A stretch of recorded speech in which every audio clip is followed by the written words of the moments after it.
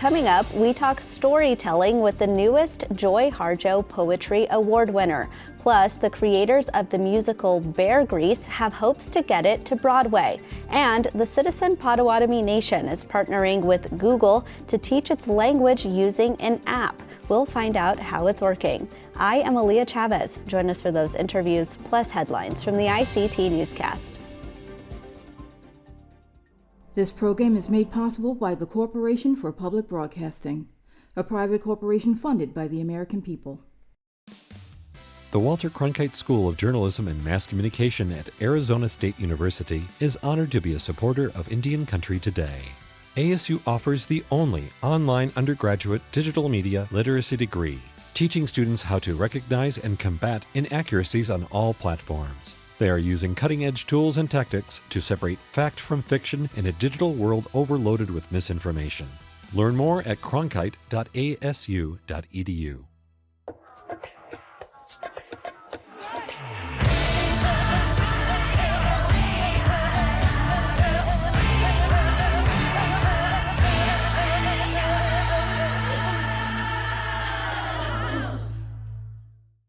Amarawa Hopa, thank you for joining us. A new slate of lawmakers are being sworn into office around the country. Last week, Mark Wayne Mullen, a citizen of the Cherokee Nation, officially became a U.S. Senator. This is the first time since 2005 that a Native person has served in that body. The other Indigenous voting members of Congress were sworn into the U.S. House. That includes Representatives Tom Cole of Oklahoma, Sharice Davids of Kansas, and Mary Peltola of Alaska. On the state level, White Earth Ojibwe citizen Peggy Flanagan was sworn into office for another term as Minnesota's lieutenant governor. And across Indian country, tribal leaders are being sworn into new positions, including later this week when the Navajo Nation will inaugurate a new president. Well, a First Nation in Canada is celebrating the return of a century-old cultural artifact, but there's a catch. Taku River Tlingit citizens say they shouldn't have to pay for what's rightfully theirs. Here's APTN's Sarah Connors with the story. After more than a century of separation, this Chilkat robe is finally coming home.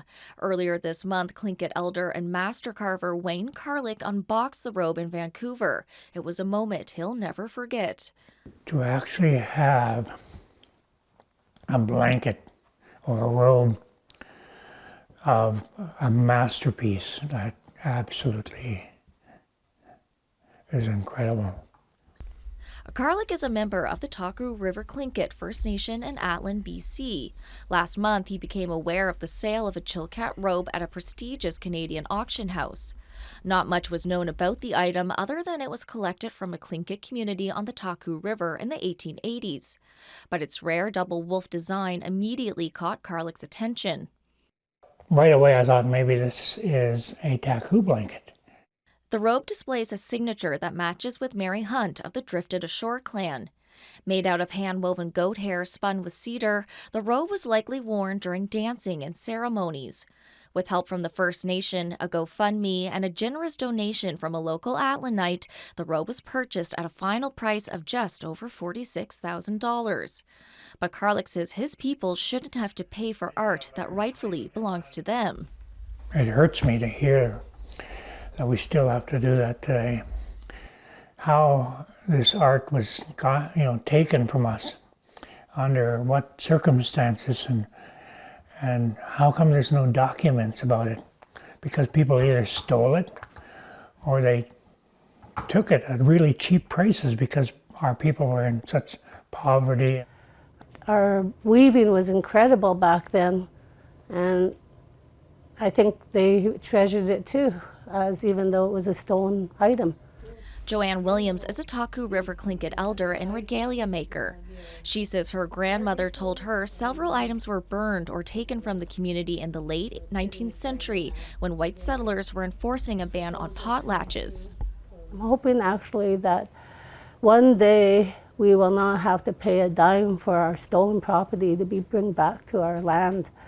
It's a raven, and so the raven head is here.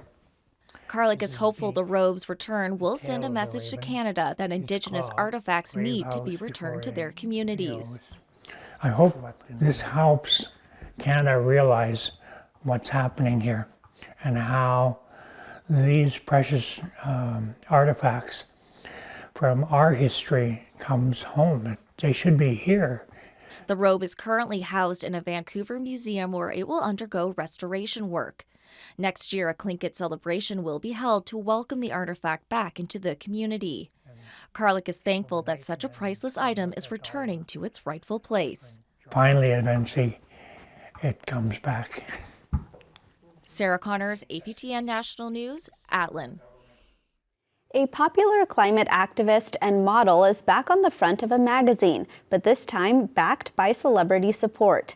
Vogue's first ever video cover includes Grammy Award-winning artist Billie Eilish speaking with Indigenous rights advocate and model Quanah Chasing Horse.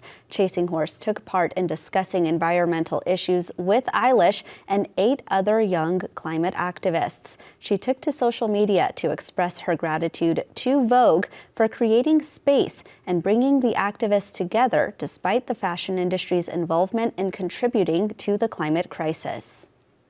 And those are the headlines for the ICT Newscast.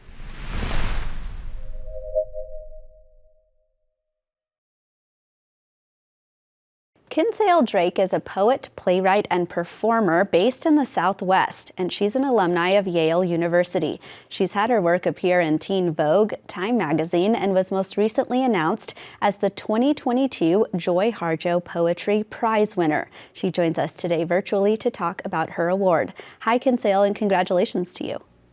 Hi, thank you for having me.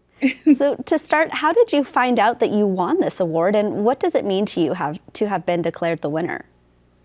Oh my gosh. I was actually in London for a graduate program kind of introduction, and I was on the tube, the London tube, and somebody was trying to call my phone and I thought it was spam. And I got an email and they were like, oh, you should really pick up the phone. We have good news. So I got the call that I was the winner. I was just in shock. I was with 2 of my friends and I had told them, I was like, I think I just won. And so they were like waiting and looking at me. And then when I was nodding and on the phone, they just started yelling and the whole train was like, what is going on? But it was so wonderful. I think it was just a nice demonstration of the growth of the work that I've been doing, especially in more experimental directions. And especially as an undergrad, it's really hard to feel like as an artist or a writer that you're doing something right or well, if you can even know that at all. And so for me, this was definitely a step in the direction that I wanted my work to be going in. And I love what the piece is and I'm proud of it. So I'm really happy that it, won this prize, this wonderful prize. It was actually your poem called Navajo English Dictionary that was selected to win. So tell us about that. Yeah, so my grandmother was a teacher at a school near Navajo Mountain, Utah, which is where my family's from. So we have a lot of like old books lying around our home. And there was a dictionary that was from the early 1900s that my mother had. And it was this thin dictionary. And I wanted to open it up and play with the form of the dictionary. I think it was really interesting to experiment with how you read something in translation, usually from Navajo to English, left to right. So you're reading down a page, and I wanted to disrupt that so that there was life and emotion in the reading of these words. How can dictionaries, how does like the ephemera of learning materials, how does it become so standardized and uniform, and how can we really disrupt that to make it more like how somebody would stumble through and learn a language or stumble through and relearn a language, and kind of incorporate how one would feel doing that, how it shapes the mouth, how it like lives in the body, how Navajo is so different in sound from English, which, Navajo is so guttural at some points, but it's so loose and so descriptive at others. And of course, there was an interest in landscape of the dictionary page, what the letters look like, what they could be reshaped as, and how disrupting anglicized ways of reading can destroy the uniformity that comes with the dictionary, and it can create something new. I want to actually talk about who this award is named after. Have you had the chance yet to meet Joy Harjo? Yes, I have. I'm a big fan, clearly. I've met her a couple of times. I was actually a national student poet, so the first time I met her was a reading when she was just named U.S. Poet Laureate. She came and she did the inaugural reading with the new class of national student poets, and I got to read a piece at the beginning of that performance. But I just was with her last spring for the Indigenous Nations Poets retreat at the Library of Congress, and I love watching her. I saw her end her term there, and that was incredible. That's wonderful. We're, of course, in January of 2023. As you're looking forward to what this year looks like for you, what kinds of projects and pieces do you have coming out soon? I am constantly an educator, I think, first and foremost. So I'm actually going to Seattle very soon to work with Native youth up there on poetry and mental health programming. So I think poetry is really important in empowering Native youth in general. I was in South Dakota last month as well. So I'll be doing a couple projects. I have some artist residencies as well that I'm really excited for. And I just finished my first manuscript of poetry, which is very exciting. It's about Native music, rock and roll. I'm a big music nerd, so I'm very excited to see what happens with that. I have some exciting news that I'm keeping under wraps with that as well, but the Navajo English Dictionary is from that collection, which is really wonderful. Well, Kinsale, you'll have to join us again when you have to, announce that exciting news. Thank you so much for being here. Thank you for having me.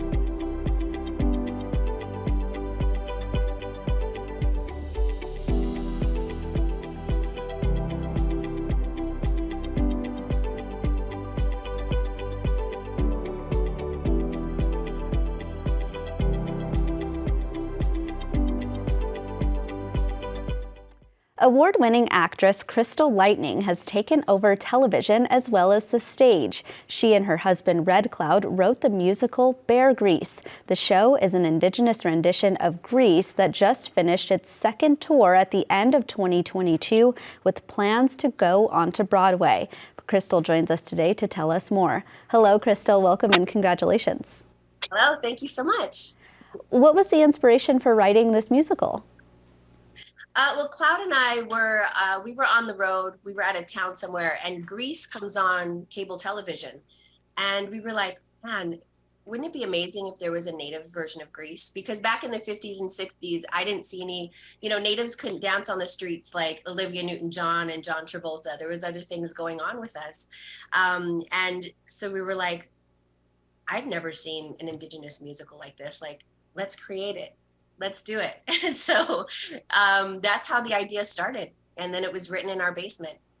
Tell us about the process as a couple of not only creating something together, but then going on to perform and tour together as well.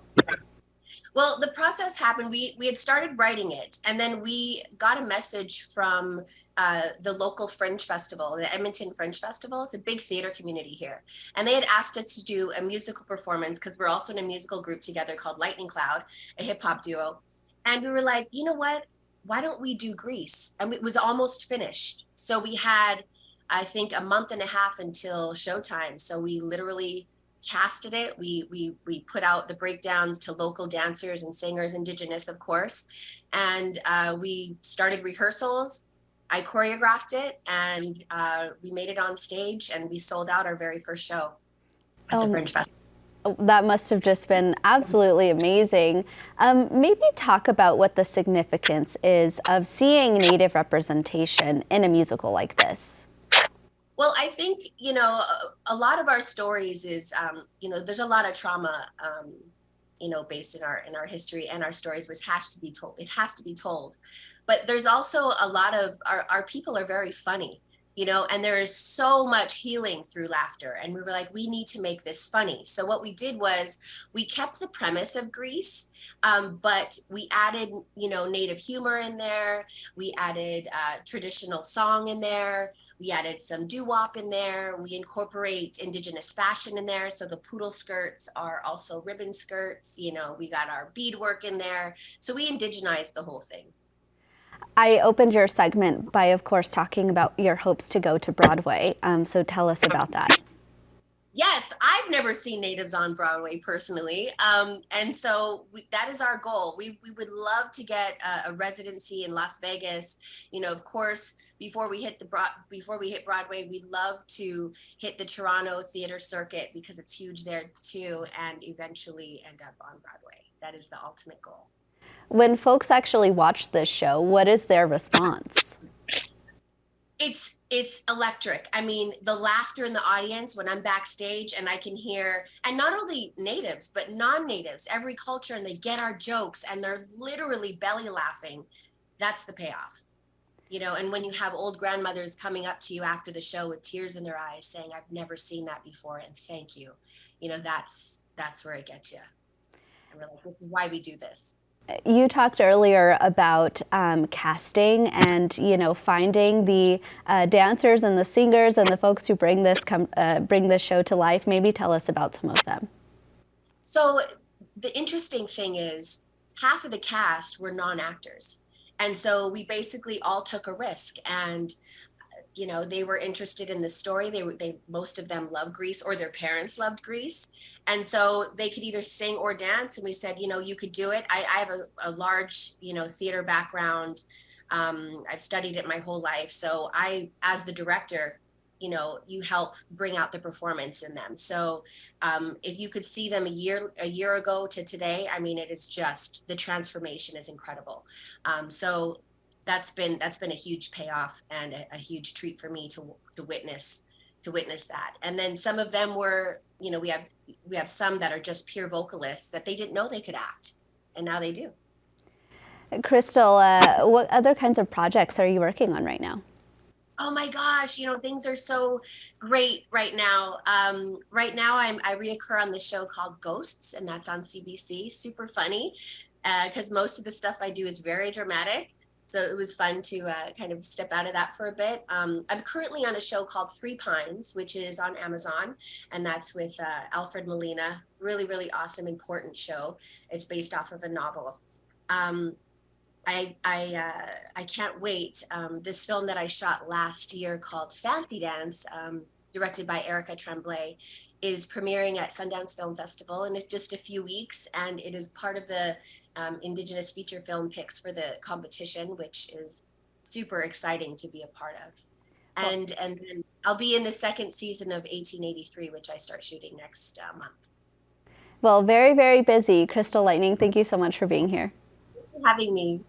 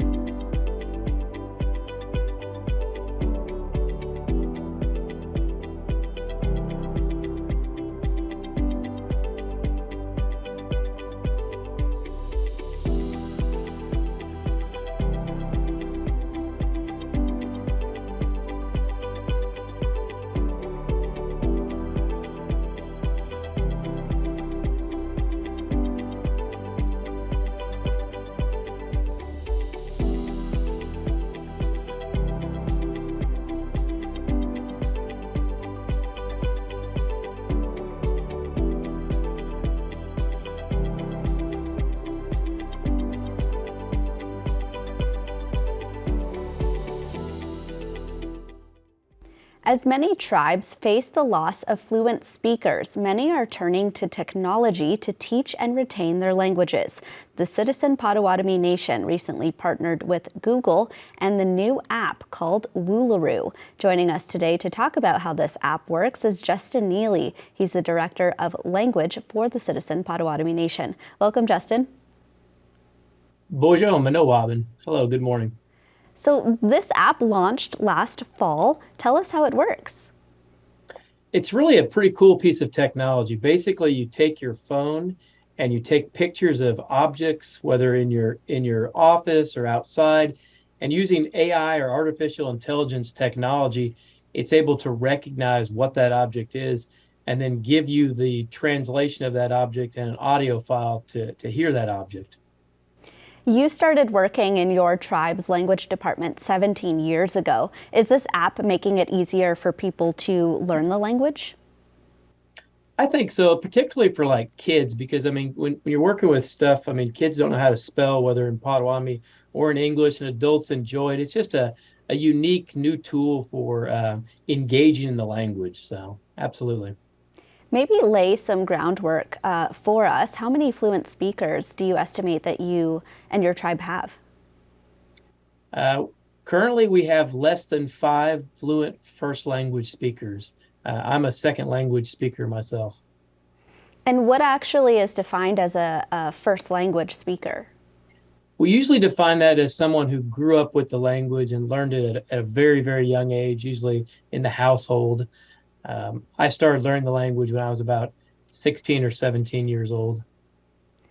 I'm really curious. I mean, you already talked about young people, but maybe talking about the ways that I'm assuming that these first language speakers are elders, talking about the ways that you're either trying to document or find other ways to teach others. We've got just a imaginable number of tools that we're using to kind of reach the youth. One thing that's kind of complicated with young people is you have to put the language in something that's real to them, basically. You know, we have a Facebook group with about 6,000 members. We have a couple of YouTube channels where we've put different cartoons and things in the language. We've taken a lot of public domain movies, put them in the language. So using technology has really been important to us to try to get the language out there and make it accessible to all tribal members. Justin, I'm really curious, how do you turn the words into sentences so that you can, converse in the language? Well, I mean, absolutely. With using that Woolaroo, it's kind of just an entry point. It kind of gets people interested and gets them focused. You know, they're going to be able to learn different nouns and things like that. But yeah, conjugating words is a little more complicated. In fact, the Potawatomi language, one of our parent languages or sister language, Ojibwa, was listed in the Guinness Book of World Records as one of the most complex languages based on the number of verbal patterns. So you have to get those patterns down as well, yes. And when you were working with Google, was that something that you all approached them about, or did they approach you? Maybe tell us about that process. Yeah, they actually reached out to me, and it was kind of, at first I was like, really? Is this really Google? Is this some kind of like, spam or something? But it was in fact Google. And what had happened is one of our tribal members wrote a New York bestseller, Braiding Sweetgrass, Robin Kimmer. And in that book, she actually briefly mentioned taking some language classes with me. So when Google kind of got this idea together, they thought, some of their people had actually read that book, and they thought, well, we'll reach out to Justin and see if he'd like to be a part of it. And we're really blessed to be the only Indigenous community in North America that they partnered with. They partnered with several languages throughout the world, like Maori and some other languages.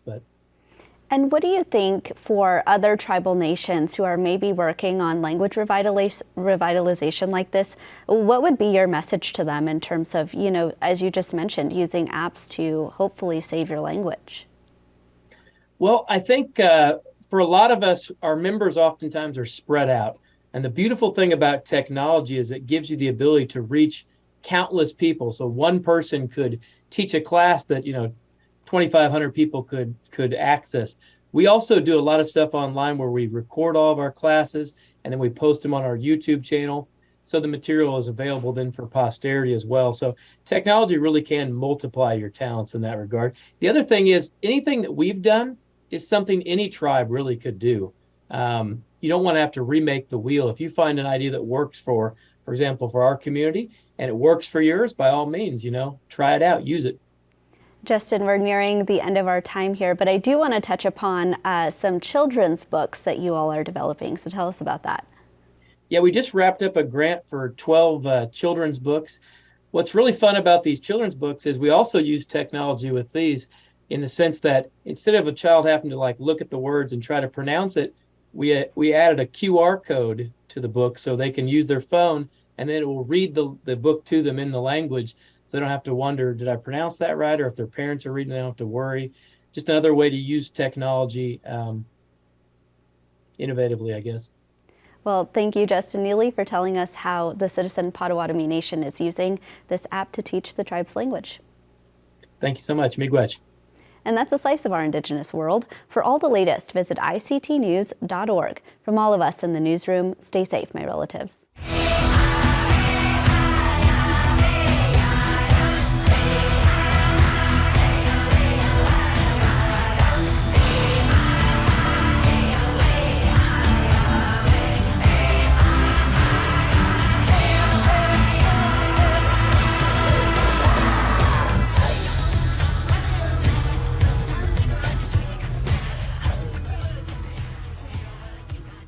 The Sand Creek Massacre, the betrayal that changed Cheyenne and Arapaho people forever, focuses on tribal accounts of Colorado's deadliest day. Exhibition details at historycoloradocenter.org. This program is made possible by the Corporation for Public Broadcasting, a private corporation funded by the American people.